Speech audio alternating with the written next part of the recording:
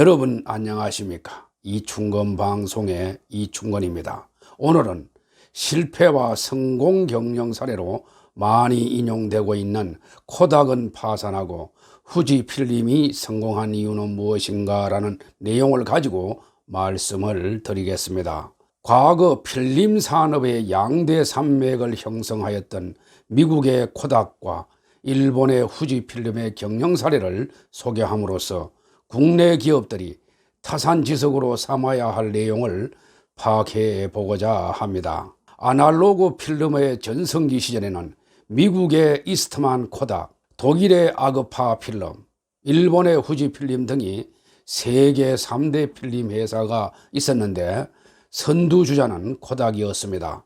2000년을 정점으로 전 세계 필름 시장이 연간 20% 내지 30%씩 감소해 가자 2005년에 140년 역사의 독일 아그파가 파산하고 131년 역사를 가진 코닥은 2012년 1월 19일에 파산 신청을 했습니다. 코닥은 이후 2013년 9월 4일에 필름 및 카메라 사업부를 매각함과 동시에 인쇄의 기술적 지원, 전문가들을 위한 그래픽 커뮤니케이션 서비스 기업으로 회생했습니다.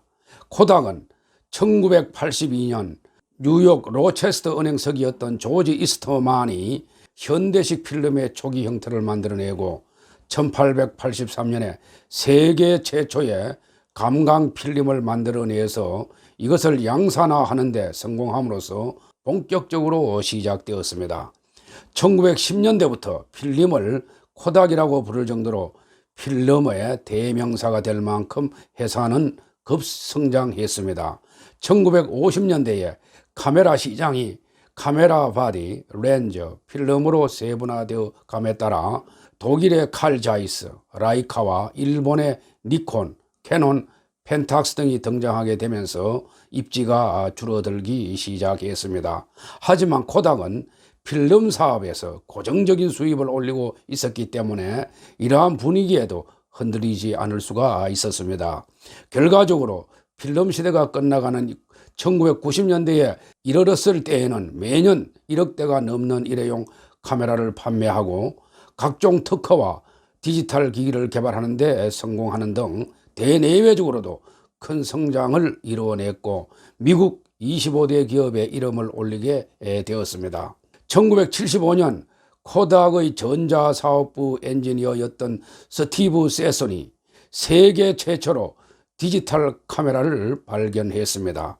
그러나 코닥은 이 디지털 카메라가 향후 아날로그 필름 시장 전체를 바꿔놓을 것이라고 결론 내리고 이것에 대한 상용화를 중지시켰으며 필름 시장의 붕괴를 우려해서 간간히 디지털 카메라의 시험장만을 출시하며 디지털 카메라의 출원을 억지로 늦추려고 시도했습니다. 이러한 억제 전략은 20여 년간 이어졌지만 1998년 디지털 카메라의 대중성을 예측한 일본 카메라 기업들이 보급형 디지털 카메라를 출시하기 시작하면서 필름 카메라는 급속도로 사장되기 시작했고 이러한 시장 역전에 코닥의 입지와 수익성은 극단적으로 줄어들기 시작했습니다. 1980년대부터 시장에 등장한 디지털 카메라는 필름 시장의 최강자 코닥의 사업을 점차 위협했습니다. 코닥은 1975년에 이미 디지털 카메라를 최초로 개발했지만 코닥은 전통적인 아날로그 사진을 위협할지 모른다는 두려움에 디지털 카메라의 사업에 소극적이었고 그래서 다른 회사들에게 주도권을 뺏긴 것입니다. 이후 디지털 카메라 사업을 시작했지만 2000년대부터 코닥의 실적은 급격히 나빠졌고 결국 2012년에 코닥은 파산 보호 신청을 했습니다. 코닥은 이후 구조조정을 거듭하며 부활을 위한 노력을 했었지만 이미 옛날의 영광은 사라진 지 오래되었습니다. 사진이 아날로그에서 디지털로 변하는 시기에 적절한 변화를 못한 대가는 엄청났습니다. 반면 똑같은 사진용 필름 사업을 했지만 일본의 후지필름은 달랐습니다. 후지필름은 필름 사업에서는 코닥을 쫓아가는 후발주자였습니다. 하지만 디지털 사진의 등장에 후지는 코닥보다 훨씬 적극적으로 대응했습니다. 우수한 디지털 카메라 제품들을 개발하여 디지털 카메라 시장에서도 강자가 된 것입니다. 하지만 필름 카메라 시장의 급격한 하락을 만회할 정도는 아니었습니다. 게다가 2000년대 중반부터는 이동전화가 카메라 역할까지 하기 시작하여 디지털 카메라 시장마저 감소하기 시작했습니다. 그렇다면 어떻게 후지필름은 계속 성장할 수 있었을까요? 그것은 핵심 역량을 이용한 다각화였습니다. 사진용 필름은 100가지 화학 물질이 포함된 20개의 층을 갖고 있었습니다. 이렇게 정밀하게 필름의 화학 처리를 하고 층에 입히는 기술을 활용하여 후지필름은 LCD 패널에 사용되는 필름을 만들었습니다.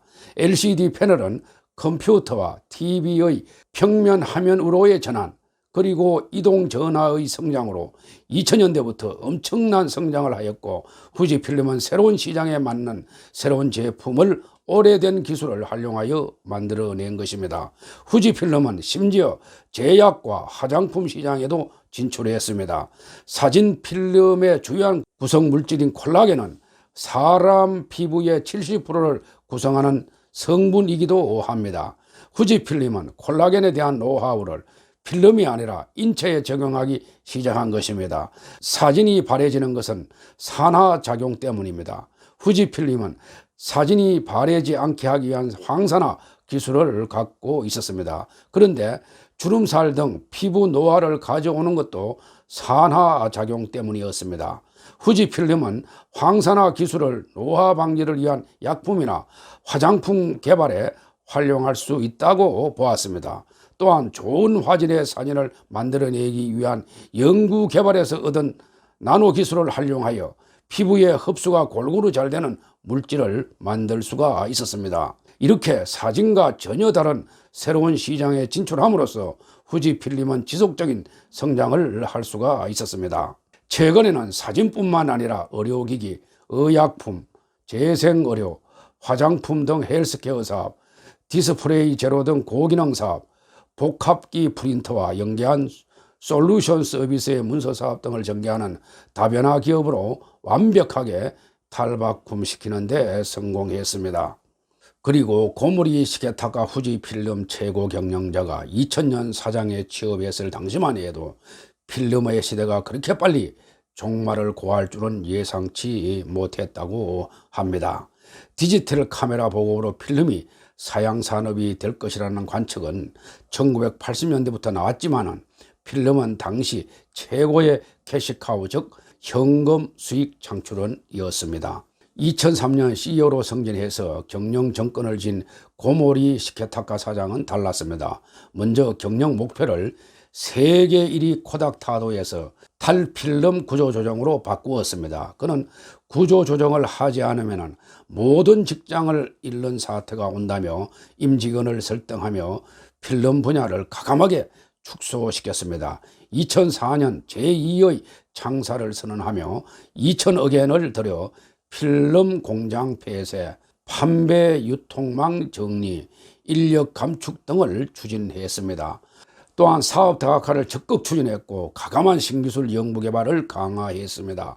2000년부터 약품 회사인 도야마 화학공업, 미국의 초음파 진단장비 제조업체 소노사이트 등 약 7천억 엔을 들여 40여 개 회사를 인수합병했습니다. 일본 기업으로서는 보기 드문 신속한 의사결정과 과감한 추진력이었습니다. M&A 원칙도 본업과 무관한 분야는 절대 진출하지 않는다라고 했습니다.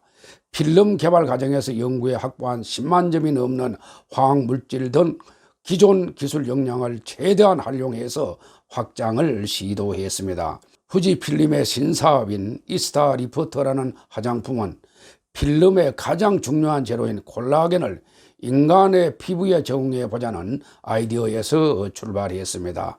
또 투명성과 얇은 두께, 균일한 표면을 유지해야 하는 필름 기술을 활용해서 후지필름이 전자소재 기업으로 변신한 것입니다. LCD 패널의 시야각을 확보하는 필름 분야는 후지필름이 세계 시장을 독점하고 있습니다.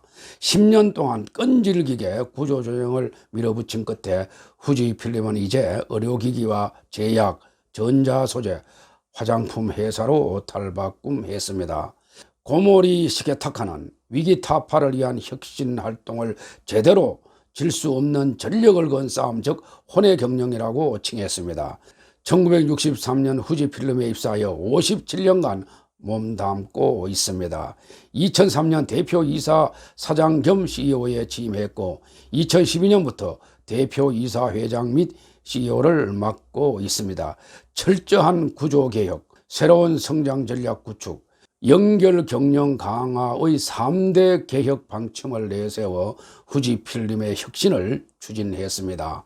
후지필름 혼의 경영이라는 책은 플리토 전문 번역가 그룹이 번역한 책으로 고모리 시게타카 최고 경영자가 후지필름 홀딩스 지주회사를 새롭게 변혁을 시켜서 전 세계의 글로벌 회사로 만든 후지필름 전문 경영인의 저서입니다. 아무것도 없는 무에서 새롭게 유를 창조해내기 위해서 혼을 담아 전심전력을 기울였고 새롭게 디지털 시대로 변화를 선도하기 위한 후지필름의 이야기입니다. 이 책을 통해서 다음과 같은 사항을 강조하고 있습니다. 즉 미래를 위한 구조조정은 보다 더 신속하게 그리고 빠르게 하고 이길 수 있는 사업이 아닌 계속 이길 수 있는 사업을 선택하라고 강조합니다. 또 글로벌 시장에 염두를 둔 R&D와 M&A가 중요하고 무엇보다 중요한 것은 현장력, 즉 현장을 이해하는 능력이며 계속해서 변화를 만들어낼 수 있는 기업이 목표다라고 강조하고 있습니다. 앞으로 한국인에게 보다 요구되는 것은 한국에서의 안주가 아니라 적극 외항 상향으로 바꾸고 다시 한번 글로벌 시장으로 나아가서 열심히 경쟁하고 싸울 의지를 되찾는 것이라고 합니다. 앞으로 해야 할 일은 계속해서 굴하지 않고 용기를 가지고 도전해서 반드시 성취하고 강하게 실행하는 것이라고 강조합니다. 왜 같은 사진용 필름 회사로 출발했지만은 코닥은 처참하게 무너졌고 후지필름은 계속 성장할 수 있었을까요? 코닥은 자신이 잘하는 것이 사진 사업이라고 생각을 했고 거기에 집중했습니다. 잘하는 것에 집중하겠다는 사고 자체는 좋았습니다. 문제는 코닥이 자신이 해온 사업 모델인 사진용 필름 사업을 자신의 핵심 역량이라고 정의한 것입니다. 그러자 잘할 수 있는 시장은 사진 시장뿐만 되게 되었습니다. 반면에 후지필름의 시각은 달랐습니다. 사진용 필름 사업 자체가 아니라 거기에 쓰이고 있는 자신의 기술들을 핵심 역량으로 파악했던 것입니다. 물론 익숙한 사진 사업과 달리 LCD용 필름이나 제약, 화장품 사업은 새로운 역량도 배워야 합니다. 하지만 자신들의 기술이 경쟁력이 될 수 있는 시장이 있음을 확인한 후지는 효과적으로 새로운 사업을 시작할 수 있었던 것입니다. 우리가 현재 하고 있는 사업 모델이 핵심 역량과 항상 같은 것이라고 생각해서는 안 됩니다. 환경 변화를 주시하면서 더 깊게 생각해야 합니다. 다시 한번 요약해서 말씀드리면 코닥은 파산하고 후지필름이 성공한 이유는 무엇일까요? 그것은 현실에 안주하는 기업은 망하고 항상 급변하는 환경 변화를 주시하면서 끊임없는 혁신과 노력으로 품질과 생산성을 향상시켜 나가야 한다는 것입니다. 찰스 다윈이 이야기한 대로 살아남는 종은 가장 강하거나 가장 지능이 높은 종이 아니라 변화에 가장 잘 적응하는 종이라고 했는데 경영에도 적용되는 사례라고 생각됩니다. 오늘은 여기까지입니다. 제 영상을 시청해 주셔서 대단히 감사합니다.